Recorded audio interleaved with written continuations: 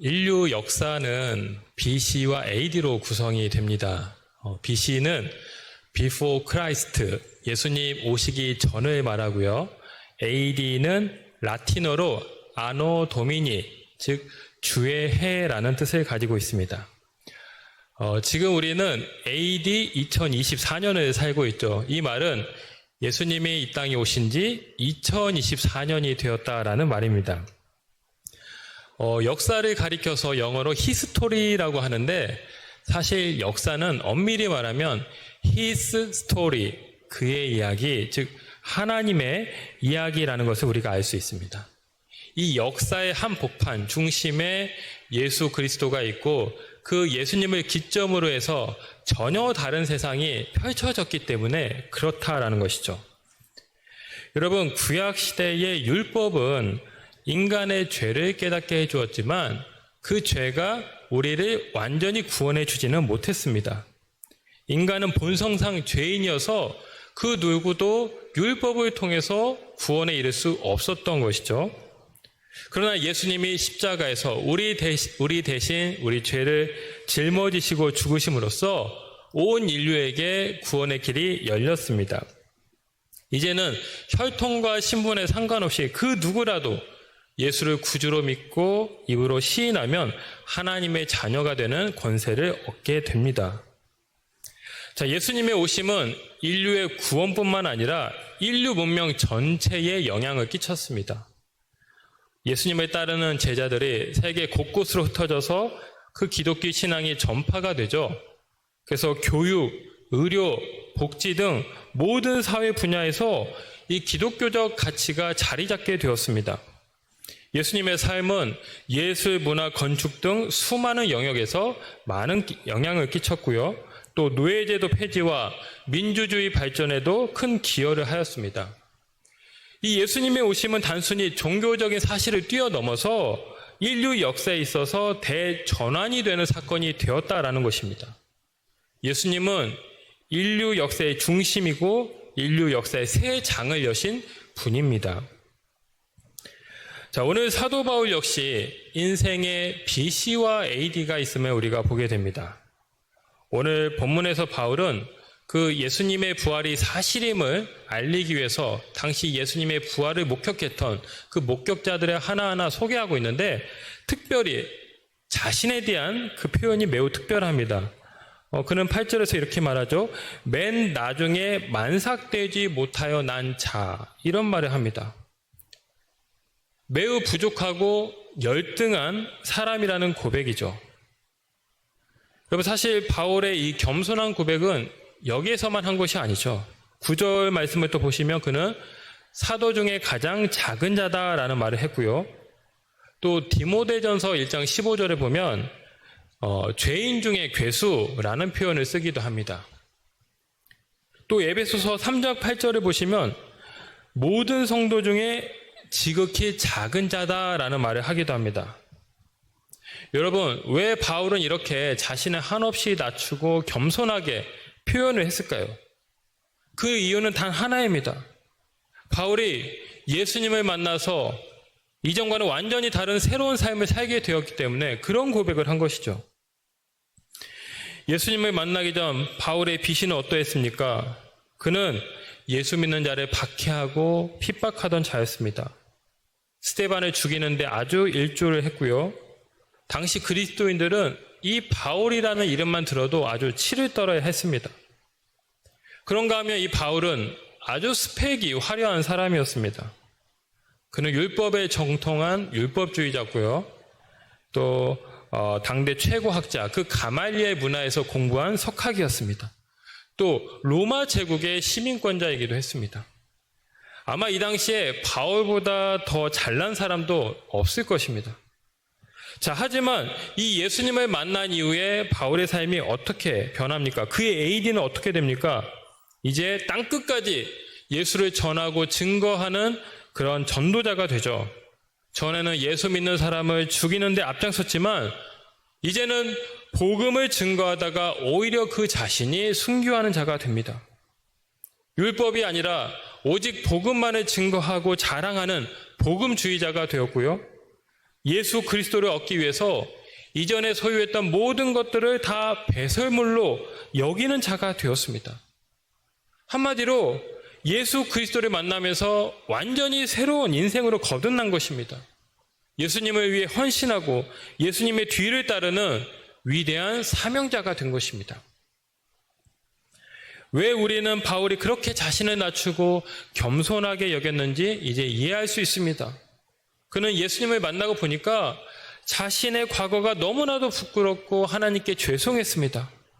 자신에게 하나님이 찾아오시고 자신을 부르신 그 사건이 도무지 믿어지지가 않았습니다. 그래서 그는 기회가 있을 때마다 서신서를 쓰면서 항상 자신의 과거를 기억하면서 그 또 자신의 달라진 현재의 모습을 돌아보면서 이 모든 것이 하나님의 은혜라는 것을 그가 고백한 것입니다. 사랑하는 성도 여러분, 오늘 여러분의 인생 스토리는 무엇입니까? 여러분에게도 예수님을 만난 사건이 있고 그 사건으로 인생의 BC와 AD가 구분이 되고 있습니까? 제가 대학교 1학년 때 그 사건이 떠오릅니다. 막 신입생이 되어서 캠퍼스를 누비고 그렇게 재밌게 지냈죠. 막 동아리 활동도 열심히 하고 그렇게 정말 이제 해방이다 막 이런 생각을 가지고 좀 집에서 벗어나서 그렇게 새로운 이제 어떤 새내기의 생활을 했던 것 같습니다. 7월이 되어서 교회에서 연합수련회를 가게 되었습니다. 여러 교회가 함께 연합해서 시골에 있는 한 교회를 빌리고 그 교회에서 이제 2박 3일 수련회를 하게 되었는데 제가 교사로 또 찬양팀 대원으로 참석을 했다가 첫날 아주 대형 사고가 터졌습니다. 같은 교회를 다니던 형 하나가 오토바이를 가지고 왔습니다. 새로운 오토바이를 샀다면서 이제 자랑스럽게 가져왔는데 얼마나 멋있습니까? 제 기억에 125cc였던 것 같아요. 꽤 큰 오토바이였습니다. 연두색, 이름도 기억납니다. 액티브라는 그 오토바이였는데 여러분 이 남자들은 이 자동차나 오토바이 이런 것을 얼마나 좋아합니까? 그래서 막 그 당시에 청년들이 우르르 몰려들어서 와 멋있다, 나도 한번 좀 타보게 해달라 이렇게 떼를 쓰기 시작했습니다. 그래서 이제 순번을 정해서 한 사람씩 오토바이를 들고 타고 이렇게 동네 한 바퀴를 타고 오는 것입니다. 저도 이제 순번을 기다렸죠. 저는 사실 면허가 없었습니다. 그런 큰 오토바이를 타본 적도 없지만 그냥 너무 신기하니까 또 타고 싶어서 저도 이제 제 차례가 되어서 오토바이를 타고 나갔습니다. 시골길이었기 때문에 차가 없었습니다. 그래서 정말 걱정 없이 그렇게 막 오토바이를 이렇게 타면서 나가는데 너무 신기했습니다. 짜릿했습니다. 속력이 점점 올라갔고요. 나중에는 80, 100km 이상 그렇게 오토바이를 몰고서 제가 운전했습니다. 너무 신기하고 재밌으니까 계속 그 계기판을 보면서 막 속력이 올라가는 것을 직접 제가 보고 느끼고 있었는데 갑자기 고개를 드니까 어느 순간 이제 커브길이 나오더라고요. 깜짝 놀랐습니다. 너무 당황스러워가지고 순간 핸들을 이렇게 돌렸죠. 그래서 그 오토바이는 무게, 중심을 이기지 못하고 그만 쿵 하고 쓰러지고야 말았습니다. 여러분, 그 도로변에 보면 양쪽에 가드레일이라는 게 있죠. 가드레일. 지금은 그 가드레일 기둥이 되게 이 원통형으로 이렇게 바뀌어 있지만 제가 대학생 때는 납작한 철판으로 이렇게 기둥이 세워져 있었습니다. 근데 제가 이렇게 쓰러지면서 그 제 다리가 그대로 이 철판에 들어갔습니다. 그래서 제가 의식을 잃다가 나중에 잠깐 눈을 뜨게 되었는데 제 눈앞에 뭔가 하얀 물체가 보이는 거예요. 이게 뭔가 봤더니 제 다리 뼈더라고요. 야, 뼈가 그렇게 하얀 줄 그때 처음 알았습니다. 이렇게 아주 예쁘게 다리가 도려져 가지고 그렇게 제가 누워져 있었던 것이죠. 그래서 다시 기절했습니다. 사람들은 제가 하도 돌아오지 않으니까 이제 걱정이 되면서 저를 찾기 시작했습니다. 그리고 그 주변에 주유소가 하나 있었는데 뭔가 이렇게 사고 소리를 듣고 주유 직원이 이렇게 달려와서 저를 발견하고 이제 119 신고를 하게 되었습니다. 그래서 결국 제가 구급차에 실려서 근처 병원 응급실로 호송이 되었죠. 그때 이제 병원에 막 도착을 했을 때 의사가 한 말이 아직도 생생합니다. 이 다리의 오염이 너무 심해서 다리를 절단할 수도 있습니다. 이런 이야기를 하더라고요. 정말 하늘이 무너지는 것 같았습니다. 의사가 그 식염수를 제 그 오염된 다리, 그 살과 뼈에다가 막 식염수를 뿌리고 이 소독을 하는데요. 너무 정말 죽는 것 같았습니다. 맨살을 정신이 아직 있는데 막 이렇게 헤집으면서 씻는다고 한번 생각을 해보십시오. 제가 참 잘 참는 사람이거든요. 웬만하면 표현을 잘 안 하는데 정말 엄청나게 바락바락 소리를 지르면서 그 병원 떠나가라고 정말 그렇게 괴로워했던 비명을 질렀던 기억이 납니다. 추석을 앞두고 너무 끔찍한 얘기를 해드려서 죄송한데 여러분, 제가 그때 3달을 입원하고요. 무려 4번 수술을 하게 되었습니다. 제 인생에서 가장 어두운 시기였죠. 그런데 그렇게 입원해 있던 어느 날 주일날 아침이었는데 저에게 마침내 담에색 같은 영적 담에색의 사건이 찾아왔습니다. 이제 제가 침상에 실려서 주일이었기 때문에 침상에 실려서 병원 교회로 가서 예배를 드렸습니다. 예배를 잘 드리고 다시 이제 제 병실로 내려왔는데 갑자기 정말 뭔가 형언할 수 없는 뜨거움이 제 안에서 막 이렇게 올라오기 시작했습니다. 눈물이 막 터져 나오고 갑자기 막 대성통곡을 제가 했습니다. 제가 너무 당황했고 저를 옆에서 간병하던 누나도 당황을 했습니다. 그래서 제가 얼른 이불로 그 얼굴을 덮고 막 입을 막아가면서 엉엉스럽게 울었습니다. 그렇게 제가 울고 있는데 하나님께서 저에게 이렇게 말씀하시는 게 느껴졌습니다. 진우가 내가 널 사랑한단다. 내가 널 사랑한단다. 여러분, 저는 당시에 정말 아침마다 지옥을 경험하고 있었습니다. 그 아침에 이제 드레싱차, 이 소독차가 오면요. 정말 몸이 막 사시나무 떨듯이 그렇게 막 떨려야 했습니다. 치료를 받을 때마다 너무 힘들어서 막 수건을 입에다 물고 그렇게 이 고통을 참아냈는데 그때 하도 인상을 써가지고 제 이마에 이 주름이 새겨졌습니다. 아직까지 안 없어지고 있습니다. 참 제 몰골이 말이 아니었지만 그때 제일 심각했던 것은 제 영이었습니다. 정말 하나님 살아계신 게 맞을까? 하나님 왜 나에게 이런 고통을 주십니까? 너무나도 하나님이 원망스러웠습니다. 내 인생이 너무나도 초라하고 비참하게 느껴져서 정말 죽고 싶었습니다. 그런데 그날 그 하나님의 음성을 듣고 성령님의 임재를 경험하자 제 안에 그 모든 원망과 절망의 그 돌덩어리들이 다 눈 녹듯이 사라지게 되었습니다. 내가 하나님의 사랑받는 자이구나. 하나님은 살아계시고 내가 아파하실 때 함께 아파하시는구나. 그것을 분명히 깨닫게 된 것이죠.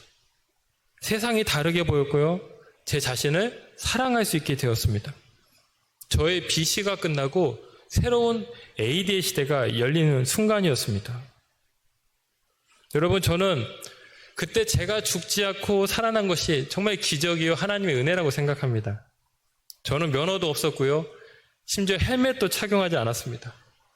얼굴이나 머리를 다치지 않은 것이 얼마나 기적인지, 또 이 철판으로 다리가 쓸려갔기에 망정이지 제 목이 들어갔으면 어땠을까. 상상만 해도 끔찍하죠. 저희 부모님이 목회를 하셨는데요. 저는 정말 목사가 되기 싫었습니다. 이건 사람이 할 일이 못 된다. 난 저렇게 살고 싶지 않아. 그렇게 생각해서 일부러 일반 대학에 갔습니다. 그런데 제가 그때 하나님을 만나고 하나님의 사랑을 깨닫게 되자 제 스스로 그때 서원을 하게 되었습니다. 하나님, 제 삶을 주님께 드리겠습니다. 하나님께 받은 생명 다시 하나님께 돌려드리고 하나님을 위해 살겠습니다. 그렇게 기도를 했습니다. 그래서 제가 대학을 졸업한 이후에 곧장 신학대학원에 입학을 했고 목회의 길에 들어서서 지금 이렇게 서 있는 것입니다. 사랑하는 성도 여러분, 여러분의 BC와 AD는 무엇입니까? 예수님을 만나면 우리 인생이 새로워집니다. 예수님은 내 인생을 구원하실 뿐만 아니라 나에게 사명의 은혜를 주시고 새로운 삶을 살게 하십니다. 이 하나님이 주시는 은혜의 사명을 통해서 여러분의 삶이 날마다 새로워지시길 축복합니다. 자, 바울의 인생 후반부는 AD 인생이었습니다.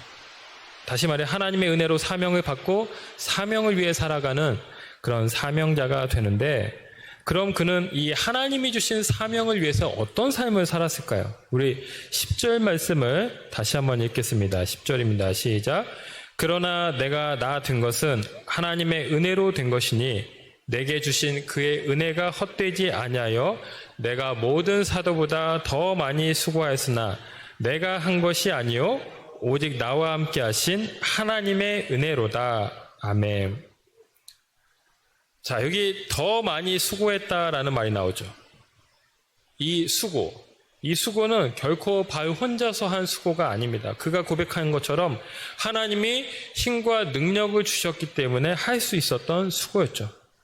자, 그럼에도 불구하고 우리가 한 가지 깨닫게 되는 것이 있습니다. 은혜는 사명을 낳고 사명은 수고를 낳는다라는 것입니다. 다시 말해서 은혜가 하나님의 선물인 것은 맞지만 그 은혜가 열매를 맺고 꽃이 피기 위해서는 더 많은 수고와 헌신이 또한 필요하다라는 것입니다. 여러분, 독일의 유명한 신학자 디트리 본 헤퍼 목사님이 있습니다. 이분은 그 독일 교회가 나치 정권에 굴복하고 타협하는 모습을 보면서 실망을 하고 또 거기에 저항을 하면서 값싼 은혜에 대한 경고를 하게 되죠. 여러분, 값싼 은혜가 무엇입니까? 십자가가 없는 용서, 회개가 없는 구원, 또 제자도 없는 기독교, 이런 것을 말합니다. 즉 그리스도인의 삶에서 아무런 희생도 헌신도 요구하지 않는 그 값싼 신앙을 비판한 것입니다. 보네퍼는 이런 값싼 은혜가 교회와 신앙인들을 타락시키고 그리스도인의 삶을 왜곡한다라고 지적을 했습니다. 자, 반면 비싼 은혜도 있습니다. 비싼 은혜는 무엇일까요? 이것은 예수 그리스도의 제자가 되기 위해서 대가를 지불하는 삶을 말합니다. 즉 자기 자신을 부인하고 십자가를 지고 예수님을 따르는 삶을 가리킵니다. 보네퍼 목사님은 진정한 은혜란 예수 그리스도의 희생과 섬김을 본받아서 헌신과 희생의 삶을 살고 그리스도를 따를 때 주어진다라고 강조했습니다. 신앙의 본질을 잃지 않고 진정한 그리스도인이 되기 위해서는 은혜에 합당한 삶을 살아야 한다라고 일깨워 준 것입니다. 여러분, 앞서 이 고린도전서 본문은 바울이 한창 전도 사역을 하고 있을 때 한 고백입니다. 자, 그럼 바울이 그 사역을 모두 마치고 사역의 말미에 갔을 때 한 고백은 무엇이었을까? 그는 어떻게 고백을 또 했을까요? 사도행전 20장 24절 말씀을 보시면 이렇게 말을 하고 있습니다. 내가 달려갈 길과 주 예수께 받은 사명 곧 하나님의 은혜의 복음을 증언하는 일을 마치려 하면은 나의 생명조차 조금도 귀한 것으로 여기지 아니하노라.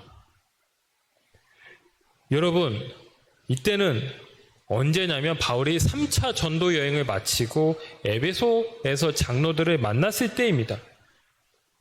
3차 전도 여행까지 마쳤으니까 얼마나 많은 고생을 했겠습니까? 그는 수많은 편지를 써서 복음을 변증을 했습니다. 바울로 인해서 수많은 교회가 세워졌습니다. 수많은 그리스도인들이 태어나게 되었습니다. 자, 그러니 이제 바울도 좀 사역을 내려놓고 편안하게 여생을 보낼 법도 하죠. 하지만 바울은 조금도 멈추지 않습니다. 오히려 사역에 더욱 박차를 가하면서 내가 달려갈 길을 가겠다라고 말합니다. 예수께 받은 그 사명을 마치기 위해서 나의 생명조차 아끼지 않겠다라는 말을 합니다. 무엇입니까? 예루살렘으로 돌아가면 그 대적자들에게 붙잡힐 것을 알고 순교당할 것을 저는 잘 알았지만 하나님이 주신 은혜가 너무도 크기 때문에 그 은혜에 합당한 수고의 삶을 살기 위해서 조금도 게을리하지 않고 타협하지 않는 모습을 보였던 것입니다. 여러분, 오늘 남신도 주일 예배를 드리고 있습니다. 우리 교회는 일남신도와 이남신도회가 있죠. 참 한 분 한 분이 너무 귀합니다. 가정에서는 가정으로 또 가장으로 열심히 수고하시고, 교회에서는 또 교회 일꾼으로 수고하시고 있습니다. 마치 야긴과 보아스처럼 우리 교회의 든든한 기둥이라고 할 수 있죠. 여러분, 오스왈드 챔버스라는 분이요, 주님은 나의 최고봉이라는 책을 썼는데, 이분이 이런 좌우명을 가지고 있었습니다. 최고의 하나님께 나의 최선을 드리라. 최고의 하나님께 나의 최선을 드리자. 그렇습니다. 우리 하나님은 우리에게 늘 좋은 것을 주시고 풍성한 은혜를 부어주시는 최고의 하나님입니다. 또 우리는 누구입니까? 그런 하나님의 은혜에 감격하고 감사하여서 나의 최선의 수고를 다하면서 하나님과 동역하고 동행하는 자입니다. 나의 최고의 하나님께 최선을 드리는 것이 필요하다는 것이죠. 어떤 분이 그런 말을 했습니다. 모든 능력은 하나님에게서 나오고 모든 노력은 사람에게서 나온다. 그렇습니다. 은혜와 노력은 대치되는 것이 아닙니다. 동전의 양면처럼 함께 가는 것입니다. 오늘 우리 남신도 특별히 헌신 예배를 드리고 있는데, 우리 남신도의 그 수고를 통하여서 우리 교회가 더욱 아름답게 든든하게 세워지고 하나님이 영광 받게 되기를 주님의 이름으로 축복합니다. 자, 오늘 추석 감사 주일로도 우리가 예배를 드리고 있습니다. 오랜만에 이제 가족과 함께 멀리 출타하시는 분도 계실 겁니다. 또 이제 가족 간의 담소도 나누고 맛있는 음식도 나누실 텐데요. 우리 가족 가운데 꼭 있어야 될 나눔이 또 있습니다. 그것이 무엇일까요? 바로 복음의 나눔입니다. 우리 부모님들은 손자들에게 용돈만 주실 것이 아니라 함께 예배도 드리고 그 손자를 위해서 축복 기도도 해주셔야 됩니다. 믿음의 나눔을 가지셔야 된다는 것이죠. 그것이 가족에게 줄 수 있는 최고의 사랑입니다. 오늘 본문을 보면 바울이 반복해서 사용하고 있는 표현이 있습니다. 바로 전한다라는 표현입니다. 1절 보시면 내가 너희에게 전한 복음을 너희가 알게 한다라는 말씀을 하고 있습니다. 또 2절 보면 내가 전한 그 말을 굳게 지키고 믿으면 구원을 받으리라. 3절 내가 받은 것을 너희에게 전하였노니 11절 나나 그들이나 이같이 전파하매.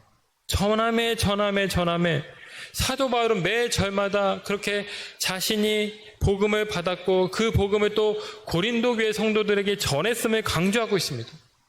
여러분, 이게 무엇을 말합니까? 바울에게는 전도가 사명이었고 삶이었다라는 것입니다. 그는 때를 얻든지 못 얻든지 항상 말씀을 증거했습니다. 그래서 이 바울 한 사람으로 말미암아 교회가 세워지고 수많은 사람들이 예수님을 믿고 하나님의 자녀가 되었습니다. 오늘 우리가 본받아야 될 귀한 삶의 모습입니다. 오늘 이 자리에 참석한 모든 분들을 주님의 이름으로 축복합니다. 여러분은 그냥 우연히 이 자리에 앉아 계신 것이 아닙니다. 누군가 여러분에게 전한 그 복음을 듣고 이 자리에 계십니다. 하나님의 은혜이죠. 이제 우리에게는 특별한 사명이 있습니다. 내 주변의 이웃, 믿지 않는 가족을 위해서 기도해야 할 거룩한 사명이 있습니다. 그들에게 복음을 전해서 함께 하나님의 자녀가 되게 해야 할 그 거룩한 사명이 있습니다. 그 사명을 위해서 하나님은 먼저 우리에게 은혜를 주시고 하나님을 믿는 백성이 되게 하셨습니다. 여러분이 가정의 회복을 위한 사명자로 살 때 이제 여러분의 가정은 반드시 살아날 것입니다. 사랑하는 성도 여러분, 오늘 우리는 예수님으로 인해서 제2의 인생, 새로운 AD의 삶을 사는 자들입니다. 예수님이 우리에게 새로운 사명을 주시고 그 새로운 사명으로 새로운 삶을 살게 하셨습니다. 은혜는 사명으로도 나타납니다. 오늘 우리 각자에게 주신 그 은혜, 그 사명을 기억하면서 주어진 사명의 자리에서 믿음으로 승리하시는 여러분들 다 되시기를 주님의 이름으로 축원합니다. 기도하겠습니다. 아버지 하나님, 참으로 만삭되지 못하여 난 자 같은 그런 작고 연약한 자, 어쩌면 죄인 중에 개소와도 같은 그런 우리에게 주님 찾아와 주시고 우리를 자녀 삼아 주시고 하나님의 백성 삼아 주신 것 주님 감사를 드립니다. 아버지 하나님, 주님이 내 삶 가운데 오심으로 말미암아 이제 나의 모든 BC의 삶은 끝나고 새로운 AD의 삶이 우리 가운데 시작되었음을 우리가 보고 감사를 드립니다. 아버지 하나님, 언제나 주님과 더불어서 새로운 주님과 동행하는 복된 믿음의 삶을 사는 우리 모두가 될 수 있도록 주님 축복하여 주시옵소서. 하나님, 주님께서 나에게 은혜를 주시고 나에게 새로운 사명을 허락하셨던 것처럼 이제 그 사명을 기억하고 새로운 인생에서 새로운 사명자의 삶을 살며 아버지 하나님, 더욱 주님이 주신 그 사명을 위하여서 수고하고 힘쓰고 그래서 정말 하나님을 영화롭게 하고 하나님을 기쁘시게 하는 우리 모두가 될 수 있도록 주님 축복하여 주시옵소서. 감사드리며 예수님의 이름으로 기도하옵나이다. 아멘. 네, 이 시간